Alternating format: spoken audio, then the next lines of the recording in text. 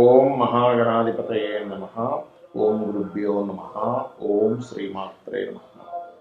పరమేశ్వర స్వరూపమైనటువంటి దీర్ఘకాలిక సమస్యలకు 100% ట్రీట్మెంట్ గ్యారంటీ. 20 సంవత్సరాల ఎక్స్పీరియన్స్ కలిగిన అంతర్జాతీయ హోమియో వైద్యులు డాక్టర్ బెల్లంకొండ నాగేశ్వరరావు గారి ఆధ్వర్యంలో హోమియో ద్వారా 100% ట్రీట్మెంట్. For appointments 8121998560. మీ ఆరోగ్యం మా భరోసా. దిశ, వాస్తు మరియు ఇతర అనేకమైనటువంటి శాస్త్రంలో మనం గమనించినటువంటి మహర్షులకి నమస్కారం. హయగ్రీవ హయగ్రీవ హయగ్రీవేతియో వదేత్తస్య నిస్సరతే వాణీ కన్యా ప్రవాహవత్. అరుణాం కరుణాతరంగితాక్షీం ధృతపాశాంకుశపుష్పబాణచాపాం అనిమాదిభిరావృతాం మయూకైః అహమిత్యేవ విభావయే భవానీ శ్రీమాత్రే నమః. ప్రేక్షకులకి ఆ లలితాంబిక అమ్మవారి యొక్క అనుగ్రహం పరిపూర్ణంగా కలగాలని మనస్ఫూర్తిగా కోరుకుంటూ నేను మీకు ఈరోజు చెప్పబోయేటువంటి అంశం ఏమిటి అంటే, మనకి గనక ఏదైనా ఒక అంశము ముందుగా తెలిసినా లేదా ముందుగా దాన్ని మనం కంట్రోల్ చేయగలమని మనకు అనిపించినా అది మన జీవితాన్ని మారుస్తుంది. గుర్తుపెట్టుకోండి, ఏది ముందుగా తెలిసినా ఆ తెలిసిన విషయం మనం కంట్రోల్ చేయగలమని అనుకున్నా లేదా మనం ఒక పని చేయడం ద్వారా అది కంట్రోల్ అవుతుందని అనుకున్నా కూడా మన జీవితం అద్భుతంగా మారుతుంది. ఇది ఈరోజు టాపిక్. అది ఎలాగా అంటే 3 విషయాలు ఇక్కడ. ఒకటి, మన స్వప్నంలో రావడం వల్ల తెలుసుకోవడము, లేదా మన చుట్టూ ఉన్నటువంటి పరిస్థితులు నిమిత్త శాస్త్రము అంటారు, నిమిత్తం ద్వారా తెలియడము. మూడవది, ఈ తెలిసిన అంశాన్ని మనం ఏ రకంగా దాన్ని మన జీవితంలో మార్చుకోవడానికి ఏం చేయగలము అనేటువంటి విషయం. ఈ 3 విషయాలు మనం తెలుసుకోబోతున్నాం. ఒక్కొక్క రాశి రీత్యా ఒక్కొక్క లగ్నం రీత్యా చూసుకుంటే కనుక ధనుర్లగ్నము ధనస్సు రాశి. ధనస్సు వారికి ప్రకృతి మీరు తీసుకునే లైఫ్లో మేజర్ డెసిషన్స్ తీసుకునేటప్పుడు, మేజర్గా మీ లైఫ్ని టర్న్ చేసేటువంటి, మీరు ఏదైనా పనులు చేసేటప్పుడు స్వప్న రూపంలోని లేదా మీ పరిసరాల రూపంలో ఎటువంటి ఇండికేషన్స్ ఇస్తుంది అనేది చెప్తానండి. పర్టికులర్గా ఇక్కడ ఇచ్చే ఇండికేషన్ స్త్రీ రూపంలో, స్త్రీ అంటే ఒక లేడీ రూపంలో ఇస్తుంది. అంటే అలాగా ఎవరితోనో ఏదో ఒక స్త్రీతో గొడవ అయినట్టుగా స్వప్నంలో వస్తుంది, లేదా గొడవై తను గెలిచినట్టుగా మీ మీద, లేదా ఒక పేపర్లోనో యూట్యూబ్లోనో నిత్య జీవితంలో అప్పుడే పక్కింటి వాళ్ళు ఏదో స్త్రీ పక్కింటి వాళ్ళతో ఏదో గొడవ పడుతుంది. అంటే చిన్న ఎగ్జాంపుల్ చెప్తాను చూడండి. ఒక వ్యక్తి, ఒక 2-3 ఇంటికి వచ్చారు, ఒక బిజినెస్ పెడదామనుకున్నారు. అతను ఏం చేశాడంటే, సరే అగ్రిమెంట్స్ పేపర్స్ అంతే, పెద్ద సౌండ్ వచ్చింది పక్క నుంచి, పెద్ద గొడవ పెట్టుకుంటున్నట్టుగా. ఏమిటి గొడవ అని చెప్పి తలుపు తీసి చూస్తే పక్క ఇంట్లో భార్యాభర్తల మధ్యన పెద్ద గొడవై వాళ్ళ ఫ్యామిలీ మెంబర్స్ అందరూ కూడా వచ్చి అక్కడ సమ్ బిగ్ ఆర్గ్యుమెంట్ జరుగుతుంది. ఏమిటి గొడవ అనుకున్నాడు ఆయన. అనుకొని సర్లే మన పని మనం చేసుకుందాంలే అని అనుకున్నాడు. సిగ్నేచర్ చేసేసాడు. తర్వాత అంటే ఇది జరిగిన సంఘటన. తర్వాత జరిగిన విషయం ఏంటంటే, వాళ్ళ బిజినెస్లో ఎవరైతే ఒక స్త్రీ ఉందో పార్ట్నర్షిప్స్లో, మొత్తం వీళ్ళు 5 కలిసి చేశారు. ఆవిడ వీళ్ళందరితో గొడవ పెట్టుకొని కోర్టు కేసు వేసింది. వీళ్ళు నన్ను మోసం చేశారు, మోసం చేసి నా దగ్గర డబ్బులు తీసుకున్నారు, ఏదో ఇస్తామన్నారు, ఏదో చేస్తామన్నారు, నా దగ్గర డబ్బులు మొత్తం తీసేసుకున్నారు. కానీ నిజంగా వాళ్ళు ఎటువంటి మోసము చేయలేదండి. వాళ్ళందరూ ప్రాంప్ట్గానే పాపం వాళ్ళ పనులు వాళ్ళు చేసుకున్నారు. వాళ్ళకి మార్కెట్ కలిసి రాక, వాళ్ళ ప్రోడక్ట్లో కొన్ని ఇబ్బందులు ఉండొచ్చు కావచ్చు, మార్కెట్ కలిసి రాకపోవడం కావచ్చు, వాళ్ళ టైం బాగోకో ఇబ్బంది పడ్డారు. బట్ సరే ఇబ్బంది పడ్డారు, బిజినెస్ చేశారు, లాస్ అయిపోయారు. కానీ ఈబుల్ టార్చర్ కూడా ఎక్కువైపోయింది అక్కడ. నా డబ్బులు నాకు ఇచ్చేసేయండి, మీరు ఏం చేస్తే నా సంబంధాలు. అది ఎట్లా కుదురుతుంది? ఒక 5 కలిసి ఒక బిజినెస్ చేసినప్పుడు నష్టము, కష్టము, లాభము అందరూ కలిసి పంచుకోవాలి. నాకు మీరు లాస్లో అయిపోయిన సంబంధం లేదు, నా డబ్బులు నాకు ఇచ్చేయండి అని కూర్చొని, ఉల్టా వీళ్ళు నన్ను అవమానించారని, ఇబ్బంది పెట్టారని పెద్ద పెద్ద కేసులు వేసేసింది. నేను అడిగాను ఆ క్లయింట్ నా దగ్గరికి వచ్చినప్పుడు ఏంటంటే, సార్ ఎట్లా నన్ను అంటే, మీరు దీనికంటే ముందు ఏదైనా మీకు ప్రకృతి ఏదైనా ఇండికేట్ చేసి ఉంటుందండి అంటే, అప్పుడు అతను ఒక 5-10 నిమిషాలు బాగా ఆలోచించి, సార్ ఇది జరిగింది అన్నాడు. అంటే ఏమిటి, ప్రకృతి వెరీ క్లియర్గా మనకు చెప్తుంది, నువ్వు ఇక్కడ ఏదో ఒకటి జరగబోతుంది, యూ హ్యావ్ టు చెక్. ఒకవేళ వాళ్ళు కనుక మనం ఈ అగ్రిమెంట్ చేస్తున్నాము, ఇందులో మనం తయారు చేసే ప్రోడక్ట్ ఏదైతే ఉందో, మనం వెళ్ళే మార్కెట్ స్ట్రాటజీ ఏదైతే ఉందో, మనం ఎక్కడైనా మనం తప్పు చేస్తున్నామా, ఇదంతా మనం అనుకున్న ఎక్స్పెక్టేషన్స్ రీచ్ అవుతుందా అని ఒకసారి చెక్ చేసుకొని ఉంటే, ఆ రోజు ఆ పని చేయకుండా ఉంటే వాళ్ళ లైఫ్స్ బాగుండేవి, ధనం కోల్పోయేవారు కాదు, కోర్టు కేసులు అయ్యేవి కాదు కదా. సో ఇది బాగా అర్థం చేసుకోవాలి. మరొకటి ఏంటంటే ఇక్కడ ఇది స్వప్న రూపంలో కూడా వస్తుంది కొంతమందికి. ఏదో స్త్రీతో ఏదో గొడవ అయినట్టు, ఆవిడేదో వీళ్ళతో విపరీతంగా గొడవ చేసినట్టు, ఇబ్బంది పెట్టినట్టు. అంటే ఏమిటి వీళ్ళు, అంటే ఇది ఎందుకు వస్తుంది, ఇక్కడ స్త్రీ ఏదో నెగిటివ్ అనో, పురుషుడు ఏదో పాజిటివ్ అనో, లేకపోతే తల్లి మంచిది కాదనో, తల్లి మంచిదనో, తండ్రి మంచిది కాదనో, సూర్యుడు ఇలా అని కాదు, పక్కింటి వాళ్ళు ఏదో వాళ్ళ ఇదని కాదు. అక్కడ మీరు చేసినటువంటి పాప కర్మ ఈ రూపంలో వస్తుంది ధనుసు రాశి వారికి. అందుకే చూడండి, ధనుర్లగ్నంలో జన్మించాము, పర్టికులర్ ధనుర్లగ్నంలో జన్మిస్తే అందుకే చాలా మట్టుకు లైఫ్లో మ్యారిటల్ డిస్టర్బెన్స్ ఎక్కువగా వస్తాయి వాళ్ళకి. బికాజ్ ఆఫ్ స్త్రీ సంబంధంగానే వస్తుందండి ఆ ఇండికేట్ చేయడం కూడా అది.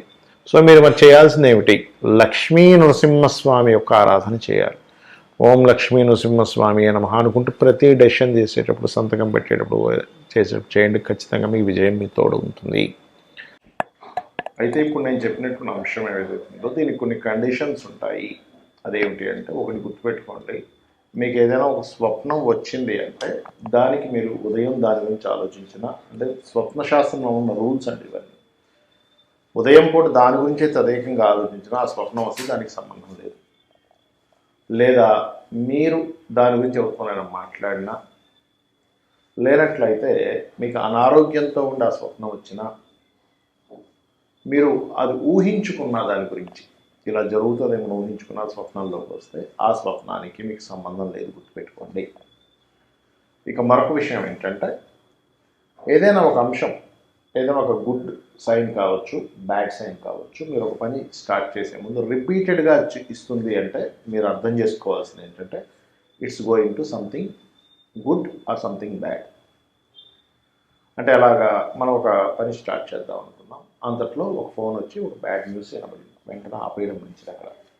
ఎందుకంటే ప్రకృతి మీకు చెప్తుంది, ప్రకృతి ఈజ్ ఈక్వల్ టు అమ్మవారు. ఇది గుర్తుపెట్టుకోండి. ప్రకృతి అంటే ఎవరో కాదు, ఈ విశ్వం మొత్తం నిండున్నటువంటిది అమ్మవారు. అది ఈశ్వర రూపం అనుకోండి, ఆ పరమేశ్వర రూపం అనుకోండి, ఆ పరమేశ్వర శక్తి అయినటువంటి అమ్మవారు అనుకోండి. ఇది బాగా అర్థం చేసుకోండి. అలాగే ఒక్కొక్కసారి కొన్నిసార్లు ఏమవుతుందంటే, దీన్ని కొంచెం జాగ్రత్తగా గమనించవలసిన అంశం ఇది ఏంటంటే, కొన్నిసార్లు మన కర్మ తొలగడానికి మనం భగవత్ సంబంధించిన ప్రయత్నాలు చేసేటప్పుడు కూడా కొన్నిసార్లు ఆటంకాలు వస్తాయి. అంటే ఎలా అంటే, ఒక చిన్న దీక్ష తీసుకోబోతున్నాం అనుకోండి, దీక్ష తీసుకునే ముందు కొన్ని ఆటంకాలు వస్తాయి. అప్పుడు ఏంటంటే, అది ప్రకృతిలో ఒక నెగిటివ్ సైన్ ఆపడం. ఎందుకంటే ప్రకృతి అనేటువంటిది పాజిటివ్ నెగిటివ్స్తో సంబంధాలు కలిగి ఉంటుంది.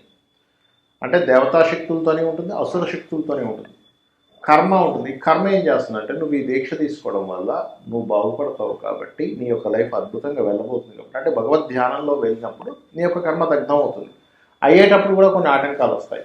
అలాంటప్పుడు మనం అర్థం చేసుకోవాల్సింది ఏంటంటే, ఓహో దీనివల్ల నేను బాగుపడబోతున్నాను కాబట్టి కర్మ ఆపుతుంది అని అర్థం చేసుకోవాలి. చాలామంది తెలియక ఏమనుకుంటారంటే, నేను ఈ గుడికి వెళ్దాం అనుకుంటే ఆటంకం వచ్చిందంటే ఆ గుడికి వెళ్ళకూడదేమో, నేను ఈ పూజ చేద్దామంటే ఆటంకం వచ్చింది, నేను ఈ పూజ చేయకూడదేమో అనుకుంటారు. అలా కాదు. దీనికి చిన్న ఎగ్జాంపుల్ చెప్తాను. ఒక పిల్లవాడికి ఒక తల్లి మెడిసిన్ వేస్తుంది, కడుపులో ఏదో పురుగున్న, ఆ పిల్లవాడు ఏడుస్తారు.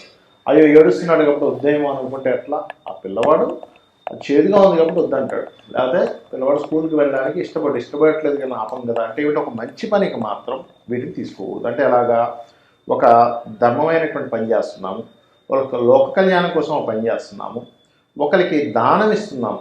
ఉదాహరణకి పాపం ఒకరికి చదువు లేదు, లేకపోతే పలానా ఇబ్బందులు ఉన్నా, వాళ్ళకి ఏదో డబ్బులు ఇవ్వబోతున్నారు. ఇది మీ సహృదయంతో రిటర్న్ ఎక్స్పెక్ట్ చేసి కాదండి, ఒక దానంలాగా, లేకపోతే ఒక సహృదయంతో ఒక హెల్ప్ చేయబోతున్నాను, దానికి ఇటువంటివి వర్తించవు. ఏమంటే ఒక హెల్ప్ చేయడానికి వెళ్ళబోతున్నానండి, నాకు మధ్యలో ఆటకం వచ్చింది, హెల్ప్ చేయొచ్చా చేయకూడదు అనేటువంటిది కాదు. ఇది బాగా అర్థం చేసుకోండి. ఈ సైన్స్ అంటే ఈ యొక్క ప్రకృతి యొక్క సంబంధం స్వప్న రూపమా, మన చుట్టూ ఉండేటువంటి ప్రకృతి రూపంలో ఇచ్చే సిగ్నల్ ఏవైతే ఉన్నాయో ఇవి మీకు వస్తున్నాయి అంటే మీరు ఒక మంచి దీంట్లో వెళ్ళబోతున్నారు. వీటిని నేను రాసుల వారికి ఎలా అయితే చెప్పానో, దీన్ని ఎట్లా బ్రేక్ చేయాలి, దీన్ని ఎలాగా సెట్ చేసుకోవాలనేటువంటిది మీరు ఈ రకంగా చేసుకుంటే మీ యొక్క జాతకం, మీ యొక్క భవిష్యత్తు మీ చేతుల్లోనే ఉంటుంది. కాబట్టి దీన్ని బాగా అర్థం చేసుకోండి. అలా కాకుండా మనం ఏంటంటే మనం చాలామంది ప్రకృతి ఏం చెప్తుందో వినం ఫస్ట్. అయితే ఇక్కడ మనకి ఒక చిన్న ఇంకొక ముఖ్యమైనటువంటి అంశం చెప్పి ముగిస్తాను. అదేమిటి అంటే ప్రకృతి చెప్పేది మనకు అర్థం అవ్వాలన్నా, ప్రకృతితో మనం మమేకమై మన జీవితాన్ని గడపాలన్నా ఒక్క విషయం బాగా అర్థం చేసుకోండి. అదేమిటి అంటే మనము ఓపెన్ మైండెడ్తో ఉండాలి. ఓపెన్గా ఉంటేనే మనం దాన్ని తీసుకోగలుగుతాము. చిన్న ఎగ్జాంపుల్ ఎలా అంటే ఒక గిన్నె ఉంది. ఇలా ఉంటే వర్షం పడినటువంటిది ఇందులో స్టోర్ అవుతుంది వాటర్. ఇలా ఉంటే స్టోర్ అవ్వదు. ఎలాగో మనం ఓపెన్గా ఉంటేనే ప్రకృతి మనకి ఇచ్చేటువంటి సిగ్నల్స్ తీసుకుంటుంది. ఓపెన్గా ఉండడం అంటే ఏమిటి చాలామందికి అర్థం కాదు. నువ్వు అనుకున్నది అనుకున్నట్టుగా అవ్వాలని కాదు, నువ్వు చెప్పిందే శాసనం అని కాదు, నువ్వు చెప్పిందే జరగాలని కాదు, నువ్వు అన్నదే జరగాలని అనుకోకూడదు, నువ్వు చెప్పింది అందరు వినాలని అనుకోకూడదు. అందరి యొక్క అభిప్రాయాలను నువ్వు స్వీకరించగలగాలి. అప్పుడు నీ యొక్క అభిప్రాయం చెప్పాలి. అవతల వాడు చెప్పిందా మనం చిరాకు పడిపోవడం, కోపపడిపోవడం, హట్ అని చెప్పి కొట్టిపోయడం చేయకూడదు. ఎందుకంటే మనకున్నటువంటి లిమిట్స్ ఏమిటనేది మనకు తెలియదు. వినండి, ఓపికగా వినండి, అవునా అని అనుకోండి, దాని తర్వాత చర్చించండి, సెట్ చేసుకోండి. చాలా మటుకు ఏమవుతుంటుందంటే మనం ఇలా రిజెక్ట్ చేసేటప్పుడు, కోప్పడేటప్పుడు ఏమవుతుందంటే ప్రకృతి ఇవ్వడం ఆపేస్తుంది.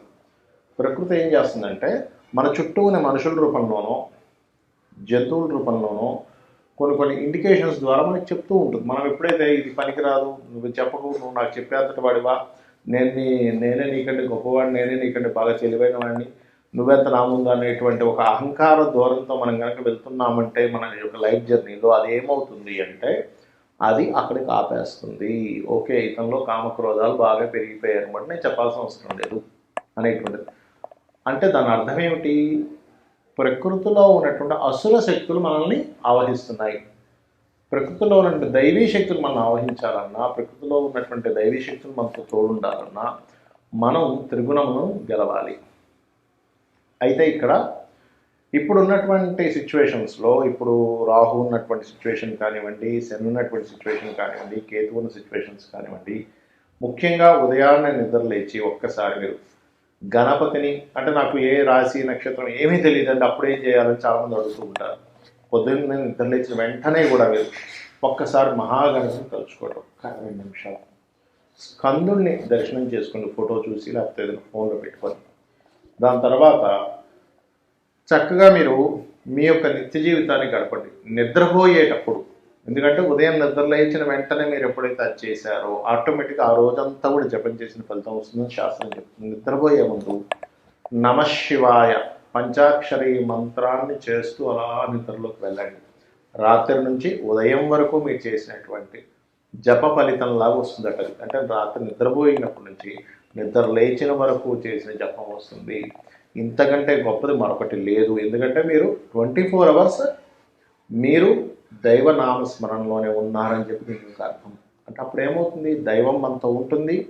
మనం చేసే ప్రతి పనికి కూడా ఒకవేళ ఒక ఫెయిల్యూర్ వచ్చింది, కంగారు పడకండి, అది ఫెయిల్యూర్ కాదు, అది వద్దు అని చెప్పి ప్రకృతి చెప్పడం, అది నీకు మంచిది కాదు అని ప్రకృతి చెప్పడం. ఒక సక్సెస్ వచ్చింది, ప్రకృతి మీకు ఇచ్చింది అనుకోండి. లైఫ్ అనేటువంటి ఈ జర్నీలో టర్నింగ్ పాయింట్స్ ఎలా వస్తాయో, స్పీడ్ బ్రేకర్స్ ఎలా వస్తాయో అలాగే అనుకోండి. కానీ ఇది రాలేదని చెప్పి బాధపడడం, ఇది వచ్చేసిందని పొంగిపోవడం చేయకండి దయచేసి. ఈ రకంగా మీరు కనుక ఉండగలిగితే ప్రకృతి కంప్లీట్గా మీతోనే ఉంటూ మీ యొక్క లైఫ్ని విజయవంతం వైపు తీసుకువెళ్తుంది. మీ అందరికీ లైఫ్ ఈ యొక్క దైవ అనుగ్రహము, ఆ పితృదేవతల అనుగ్రహం పరిపూర్ణంగా ఉండాలని కోరుకుంటూ శ్రీమాత్రే నమః.